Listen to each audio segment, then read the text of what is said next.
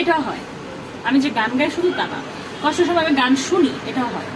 যেমন most of the time আমার নিজের গাওয়া গান আমার ভালো লাগে না। কেন? আমার অন্য কারো গান ভালো লাগে।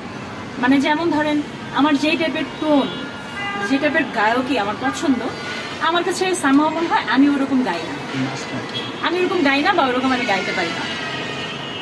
সো সবসময় আমার নিজের গানের প্রতি আমার নিজের অত বেশি, একটু পছন্দের গান একটা শুনতে চাই। পছন্দ যেগুলো গাইলাম সবগুলোই আমার পছন্দের গান। গুনগুন করে পছন্দের যেটা তালিকায় বলা। গুনগুন করে আমি মাঝে মাঝে সবই গাই, যেগুলো গাইলাম।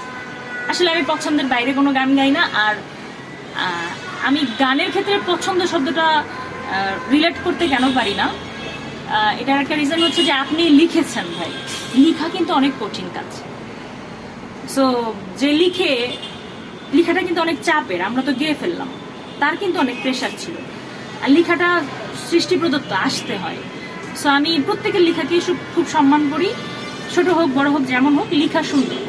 কাজেই আমার লিখার প্রতি কোনো চয়েসের কোনো ব্যাপার নেই। তবে আমার চয়েস ফোক জনরা, আমি ফোক মানে আমাদের যে মহাজনগুলো আছে, যারা আছেন, তাদের বাণী আমি চর্চা করতে, গাইতে পছন্দ করি, রিলেট করতে পারি।